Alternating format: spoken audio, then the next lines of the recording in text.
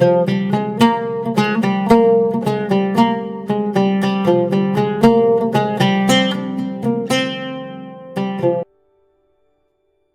ada formulanya, formula mindfulness. Jadi rumusnya mindfulness itu adalah yang pertama, mari kita hidup dengan sadar makna dan tujuan. Intinya hidup yang sadar. Yang kedua, mari kita menikmati proses. Jadi selama ini mungkin kita lebih terlatih menikmati itu ya hasil. Tapi sebenarnya hidup ini sudah bisa kita nikmati sejak proses. Jadi tidak hanya skripsi yang sudah jadi, yang indah bisa dinikmati, tapi proses menyusun skripsi itu sebenarnya juga indah. Kalau tidak percaya boleh tanya kenangan-kenangan waktu nyusun skripsi pada teman-teman yang sudah lulus. Itu nanti ceritanya bisa macam-macam. Jadi keindahan itu tidak hanya ada di hasil, tapi juga di proses. Misalnya yang sekarang sudah menikah, suami istri yang semula pacarannya lama atau ngejar-ngejarnya lama. Loh itu kan sejak proses sebenarnya sudah indah. Itu sampai anak cucu bisa diceritakan itu proses ngejar-ngejar, proses pacaran sampai menikah. Jadi proses itu indah. Perjuangan kita meraih pekerjaan misalnya. Memang melelahkan, capek, tapi nanti kalau sudah dapat pekerjaan, ini proses ini juga bisa kita ceritakan pada anak cucu kita sebagai kenangan yang indah. Maka mindful itu antara lain kita menikmati hidup sejak proses. Kemudian ya olah pikir, ya olah fisik. Jadi mindful itu bukan berarti orang pasif, tapi juga aktif. Jadi hidup ini memerlukan keterlibatan fisik kita, keterlibatan pikiran kita sepenuhnya. Kemudian memberikan keseimbangan pada otak, pada pikiran kita. Jadi otak kita itu kan ada bagian kiri, bagian kanan, ada unsur-unsur matematisnya, tapi ada juga unsur seninya. Otak juga diberi keseimbangan, ada istirahatnya, ada dipakainya. Kita tahu porsi-porsinya, jangan sampai overthinking, jangan sampai tidak dipakai sama sekali, dan lain sebagainya. Kemudian mindful juga adalah kita bersikap tenang, mampu mengendalikan diri sepenuhnya. Jadi cirinya orang yang mindful itu sebenarnya di dua rumus yang terakhir itu. Orangnya jadi tenang. Menyikapi fenomena apapun, dia tenang. Dan mampu mengendalikan diri, tidak reaktif. Bukan berarti diam saja, tapi dia mendahulukan berpikir mendalam, mendahulukan menikmati apa yang terjadi, mendahulukan proses dan orientasi pada makna dan tujuan. Jadi ini kemampuan mengendalikan diri namanya. Jadi inilah rumusnya. Jadi kalau teman-teman ingin mengembangkan perilaku yang mindful, ya kita sadar makna, sadar tujuan. Kita mampu menikmati proses, termasuk menikmati hasil juga pastinya. Kita aktif, tidak pasif. Hidup kita seimbang, ya lahir, ya batin. Ya aspek otak kanan, ya aspek-aspek otak kiri. Ya berpikir kritis, ya berpikir kreatif. Dan tenang serta mampu mengendalikan diri sepenuhnya. Inilah seorang yang mindful. Baik, Tadi saya jelaskan ya, ini mindfulness itu banyak dipakai di dunia psikologi hari ini. Ada banyak manfaatnya. Itu saya tulis misalnya mengatasi problem-problem psikologis dan psikosomatis. Psikosomatis itu sebenarnya awalnya problem pikiran, tapi efeknya ke sakit tubuh. Awalnya sih karena kita stres, tugas-tugas kuliah terlalu banyak. Akhirnya kepikiran tugas-tugas kuliah, terus imunitas kita drop. Terus datanglah penyakit, kepala kita pusing, perut kita mules misalnya. Tiap kali ingat tugas kuliah, perut kita rasanya mules, mual. Tiap kali terus, itu namanya gejala psikosomatis.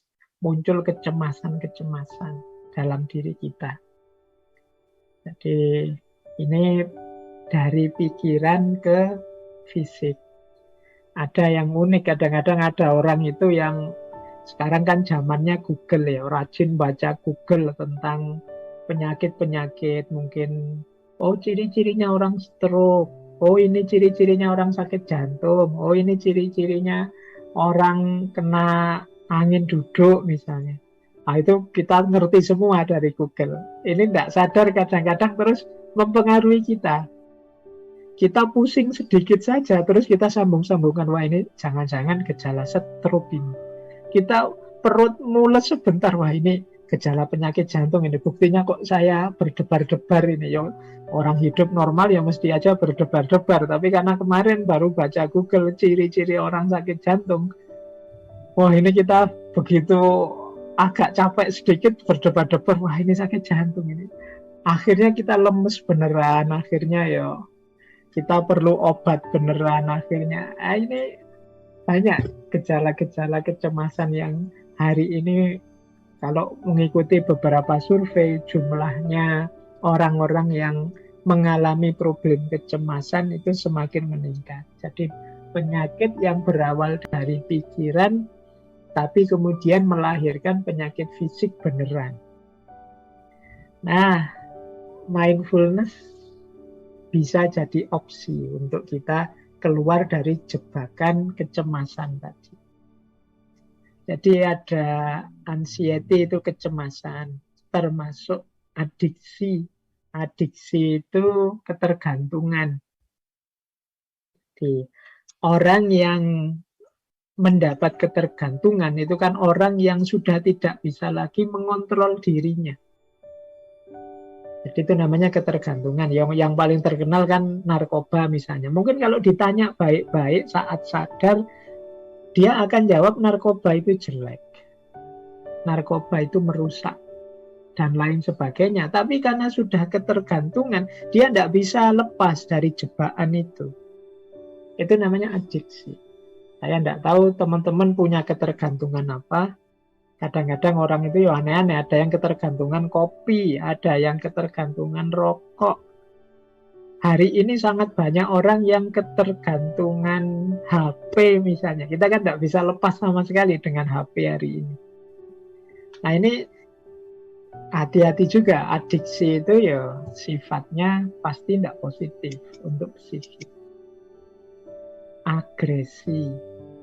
Jadi orang yang tidak mampu mengontrol kemarahan dirinya. Suicidality. Ini orang-orang putus asa yang sudah tidak sanggup lagi untuk hidup. Ini kan mungkin saking beratnya beban yang dia rasakan, saking sulitnya dia menerima situasi yang dia hadapi. Depresi, rasa sakit, tidak bisa tidur, hipertensi, dan lain sebagainya. Termasuk mengurangi stres, meningkatkan fokus hidup, keseriusan hidup. Nah, ini manfaat-manfaatnya. Jadi makanya yuk teman-teman boleh mulai latihan. Mudahnya ini melatih kita untuk hidup secara lebih serius, secara lebih sadar. Apapun yang kita lakukan. Baik. Sebelum saya masuk ke wawasan-wawasan dari sisi religius ya, ada banyak sebenarnya. Saya bawa beberapa saja tips-tips untuk melatih mindful. Yang pertama apa? Coba teman-teman mengembangkan hobinya masing-masing, kreativitasnya. Menggambar, mungkin yang pintar gambar, yang coba menggambar.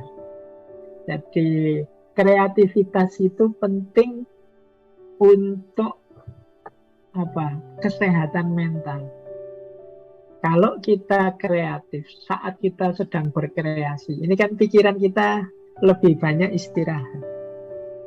Hidup kita ruwet, itu kan tadi saya bilang banyak karena pikiran kita yang tidak terkendali. Entah itu mikir masa lalu atau khawatir masa depan. Tapi ketika kita kreatif, gambar misalnya, itu ya fokus kita sepenuhnya pada gambar tadi. Atau mewarnai. Sekarang kan banyak itu di toko-toko buku itu yang aspek mewarnai. Itu kan membuat kita fokusnya ke situ. Atau yang mungkin punya keahlian apa, atau ingin tanam-menanam, atau ingin memelihara binatang apa, dan lain sebagainya, silahkan. Punya hobi apa, kreativitas apa, kembangkan. Saat kita asik dengan hobi kita, itu pikiran lebih rileks. Ini tipsnya saja dalam rangka sebelum kita terjun menikmati hidup yang lebih serius. Ayo kita latih mengistirahatkan pikiran. Jadi kalau pikiran pas lelahnya luar biasa, tidak bisa kita tepis, tidak bisa kita singkirkan kegelisahan-kegelisahan itu, ayo kreatif. Mungkin mengembangkan hobi, mungkin melakukan apa. Pak, tapi saya tidak bisa Pak gambar Pak. Ya, gambar untuk diri sendiri, nggak usah ditunjukin orang deh. Ya, gambar-gambar dilihat-lihat sendiri, terus atau mewarnai saja lah kalau nggak bisa gambar. Itu mudahnya bisa. Jadi kembangkan kreativitas. Atau boleh jalan-jalan. Jalan-jalan itu yo keluar-keluar, touring-touring. Tapi dengan tujuan ingin menikmati suasana saja. Ini mengistirahatkan pikiran. Kadang-kadang kan kita ini agak over. Maunya santai-santai, tapi begitu keluar masih mikir. Mungkin touring bareng-bareng teman, nanti di luar harusnya asik menikmati suasana, malah diskusi politik, malah bahas tugas-tugas, malah tidak jadi asik. Ayo perhatikan jalan-jalan di luar. Lihat sekeliling, lihat apa yang terjadi, lihat indahnya suasana. Bila perlu, HP-nya, ponselnya tidak ditengok, bila perlu ditinggalkan. Karena biasanya yang hari ini yang sering mengganggu itu ya HP. Jadi momen-momen asik itu bisa bubar ketika kita buka HP. Lagi enak santai-santai, buka Instagram, ada orang ngapain terus kita terus distraksi, kita terstimulasi untuk jadi marah, jadi tersinggung, jadi tidak fokus lagi. Bolehlah dalam sehari kita menyapih HP kita untuk tidak melulu jadi yang kita pegang. Ada lagi, ini menarik. Kalau ini sebenarnya saya ambil dari Imam Ghazali nanti di salah satu kitab beliau tentang manfaat alam semesta. Itu adalah di antara manfaatnya langit. Itu kalau kita sedang galau, sedang susah, coba keluar, tataplah luasnya langit. Atau ya kalau di Imam Ghazali ya langit malam boleh. Langit malam itu kan indah. Setelah ini teman-teman boleh keluar, coba lihat indahnya langit malam. Nikmati saja, tidak usah di-judgment, tidak usah wah ini kalau zaman dulu tidak ada listrik lebih asik ini, tidak usah mikir aneh-aneh lah, dinikmati saja, apa adanya saja. Apa yang ada di sekeliling kita. Tidak usah wah menyesal dulu kalau di kampung gini masih ada suara-suara jangkrik, masih ada suara kodok, sekarang sudah tidak ada. Itu sumpek lagi nanti kalau mikir gitu. Dinikmati saja apa adanya. Nah, jadi kita keluar menikmati yang ada di sekeliling kita. Kemudian boleh juga tipsnya. Jadi ini dalam rangka mengistirahatkan pikiran sebenarnya, biar kita lebih sadar, lebih mindful. Ayo kita nikmati apapun yang sedang kita jalankan. Mencuci kah, atau bikin kopi, mungkin ada yang bikin kopi sekarang untuk ngaji. Coba nikmati proses bikin kopi itu sejak awal, sejak naruh kopi, menyeduh kopi, membau, betapa sedap aromanya, uap hangatnya menyentuh wajah kita, kemudian kita seruput sedikit-sedikit, itu sebenarnya indah. Tapi kita sering cuek dengan proses ini. Yang teh ya teh, yang cemilan mungkin makanannya dipegang, dilihat, kemudian dirasakan sedikit demi sedikit. Ini hidup ini akan indah. Kita itu sering pikiran selalu kemana-mana, kenikmatan, keindahan hidup di sekeliling kita terlewatkan. Ada lagi tipsnya, yo. Ayo fokus pada satu hal di satu waktu. Nah, ini menarik. Jadi karena biar tidak terdistraksi kemana-mana. Ada lagi cara yang banyak disarankan, yaitu menulis diari. Diari ya, Pak Mas Keliru membacanya diari. Buku harian. Jadi mungkin generasi hari ini itu sudah tidak familiar lagi dengan buku harian. Mungkin sekarang ya kenalin blog, Instagram, Twitter, Facebook. Jadi tempat curhatnya itu anak-anak hari ini banyak di media sosial. Yang itu ya dibaca orang banyak. Kesadaran bahwa ini nanti dibaca orang banyak itu membuat kita sering tidak otentik. Kita sering lebih banyak pencitraannya. Jadi boleh teman-teman mungkin mulai besok beli saja buku harian, ya buku biasa saja, kan banyak diari-diari buku harian itu, untuk sebagai ekspresi, sebagai wadah apa yang kita rasakan. Ada istilah namanya gratitude journal. Gratitude journal itu teman-teman tidak harus membuat 1000 kata kayak yang diminta MJS itu jadi tulisan. Tidak harus begitu, nanti terlalu panjang akhirnya bertele-tele. Enggak. Gratitude journal itu bisa cuma 1 kalimat, bisa 2 kalimat. Biasanya yang diisi di situ 3 hal terbaik yang aku lakukan hari ini apa. Misal, itu contoh saja. Hari ini ada 3 hal yang menurutku istimewa. Baik. Yang pertama, aku bisa sholat subuh tepat waktu. Biasanya belandang, misalnya mungkin contoh. Yang kedua, aku bisa membuat temanku senang tertawa. Biasanya temanku ini marah-marah terus. Alhamdulillah aku sukses membuat dia tertawa hari ini. Yang ketiga, aku bisa tahan misalnya ngaji filsafat ini 2 jam. Padahal biasanya ya setengah jam mengantuk sudah misalnya. Alhamdulillah malam hari ini bisa 2 jam. Ini 3 kalimat ini saja itu lumayan. Untuk melatih kita apa? Mindful. Hidup dengan penuh kesadaran. Yang level mahasiswa mungkin tidak hanya 3 kalimat, bisa lebih panjang. Dan ini momen privat kita. Jadi momen kita menikmati hidup kita. Memang sekarang difasilitasi banyak sih oleh online media. Tapi biasanya kalau media sosial atau yang sifatnya online itu kita kan ngerti itu bisa dibaca orang, sehingga kadang-kadang kita banyak pencitraannya. Tidak otentik sebagaimana yang kita rasakan. Termasuk ada tips meditasi. Ini nanti semoga ada sesi sendiri kita bahas aspek meditasi.